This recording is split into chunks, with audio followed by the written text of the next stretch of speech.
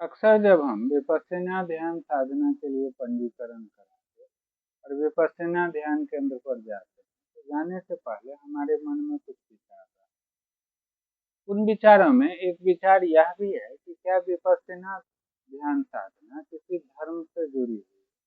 क्या वहां जाने पर हमारे मन में बौद्ध धर्म के प्रति गहरी आस्था आ जाएगी और हम बौद्ध धर्म स्वीकार कर लेंगे? क्या इस ध्यान साधना के लिए जाने के लिए किसी धर्म का होना आवश्यक? तो इन चीजों पर अगर हम बात करें और विपश्यना ध्यान साधना क्या मैं कर पाऊंगा कि नहीं, 10 दिनों की यह गहरी और कठिन साधना है, न फोन उपयोग करना है, न किसी से बात करना है, आर्य मौन का पालन करना, तो क्या यह बहुत मुश्किल साधना, बहुत कठिन साधना? इन प्रश्नों का हल हम लोग इन प्रश्नों से संबंधित जो जानकारी है वो हम लोग जानें।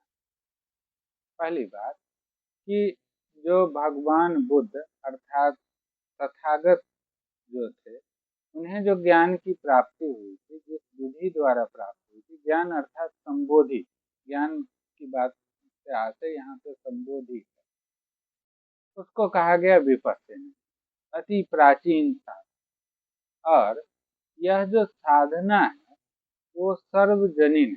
सर्वजनीन से आशय है कि ये सभी के लिए उपलब्ध है। यह किसी धर्म से या किसी पंथ से जुड़ी हुई साधना नहीं है। आप जब साधना केंद्र पर जाएंगे तो कुछ पाली के शब्द जरूर आपको सुनने को मिलेंगे।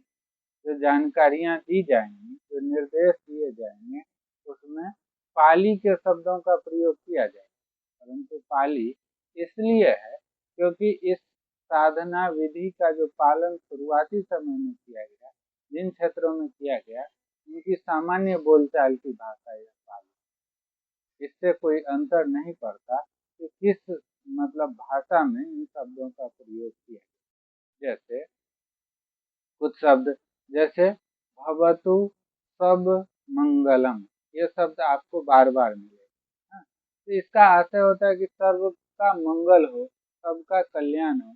ये किसी धर्म से जुड़ी हुई बात तो है नहीं।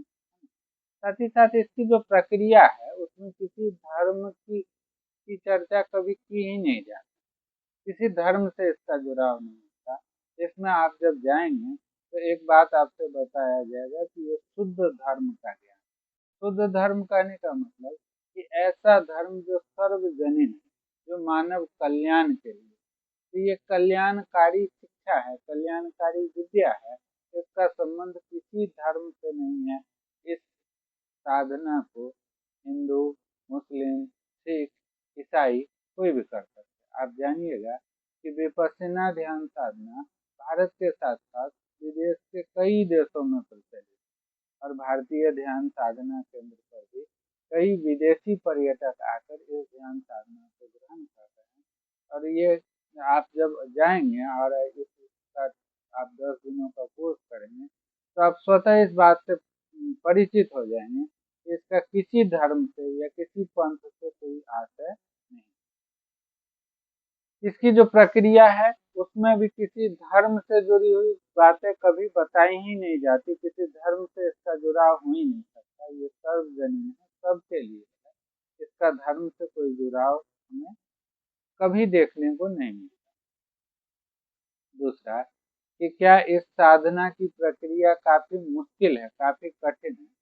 तो साधना की प्रक्रिया के दौर से जब आप गुजरते हैं तो शुरुआती 1-2 दिनों में आपको थोड़ी कठिनाई महसूस होती है। ऐसा इसलिए होता क्योंकि हमारा जो हमारे अंदर जो विकार है, जो गहरे विकार हमारे मन के अंदर के जो विकार, कहा जाता है कि उन विकारों की उत्पत्ति, पहले वो विकार प्रकट होते और धीरे धीरे वो विकार नष्ट होते चले जाते। तो उन विकारों के उत्पन्न होने के कारण, जैसे आप साधना प्रक्रिया जब प्रारंभ करेंगे तो शुरुआती 1-2 दिनों में आपको लगेगा कि हमारे पैर में दर्द हो रहा, कमर में दर्द हो रहा, बहुत सारे तरह के विकारों का अनुभव लगेगा।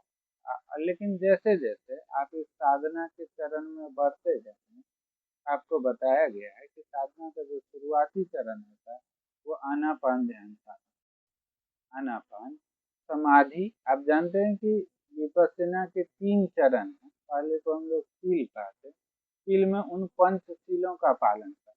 पंचशील क्या है?